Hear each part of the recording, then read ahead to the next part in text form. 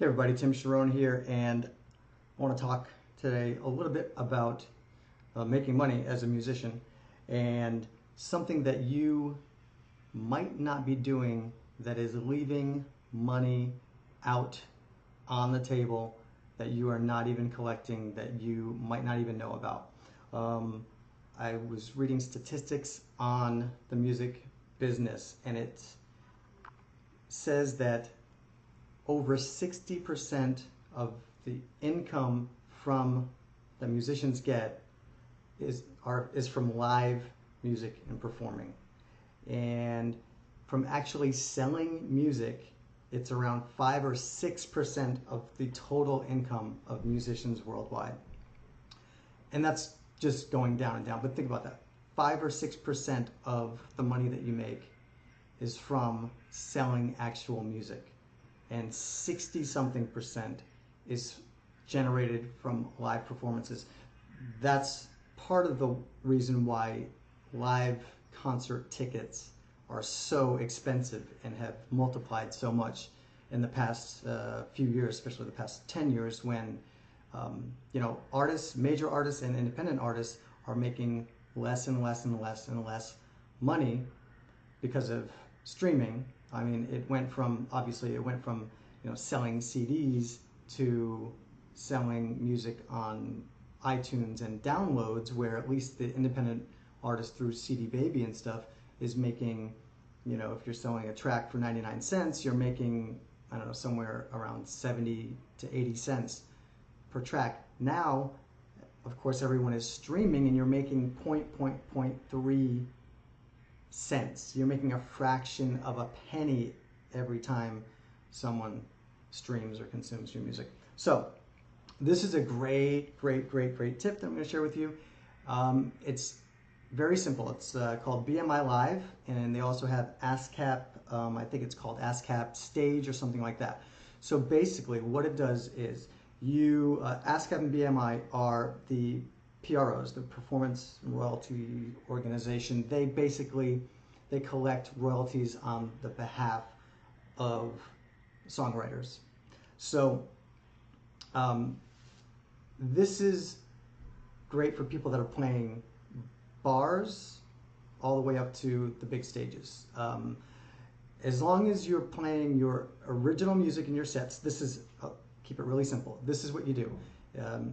You become a member of either BMI or ASCAP, and then you go to, I'm BMI, so I'll tell you about BMI. You go to BMI, the website, you go to BMI Live, you say you have, I don't know, 10 original songs. You enter them into, online, you enter the songs, titles and stuff like that, and then you make a set list. So say you're going to play at the Tiki Bar down the street, or the restaurant down the street, and you play 3 hours of covers for that gig, but you add in your original songs. So you play, say in 3 hours you play 10 excuse me, 10 original songs. You enter that date and that gig into BMI Live, and you get paid. It's that simple. It is really that simple. So it's really just a matter of going through the steps to be a member of BMI or ASCAP, and then going through every quarter, every few months, entering all of your shows. Now, let me tell you, especially when I was playing solo gigs and I was playing hundreds a year, then I would enter all of those gigs, and it might seem like a bit of work, but I would get checks for, actually they deposit it right to my account now. So I just get $400, $500, $600 sent to my account for royalties for my music. It's literally like free money, because if you haven't been doing it before, you've been playing your original music, your original songs that you wrote out in public. That's what the BMI and ASCAP licenses are for. That's why they go to bars and restaurants, and some people are like, oh, well, you're forcing the bar or the restaurant to get a license through BMI or ASCAP for them to play music, but that is exactly what they're there for, and that's what they do. BMI and ASCAP, they are collecting royalties for when Ed Sheeran or Jason Aldean is played in a restaurant, like just up on the, you know, on the overheads, not live. Or if a band comes in and plays covers and plays Luke Bryan or Lady Gaga, those entities, BMI and ASCAP, are collecting a royalty fee, a blanket fee, from every single restaurant and bar that has any kind of music playing that is not actually any kind of music playing.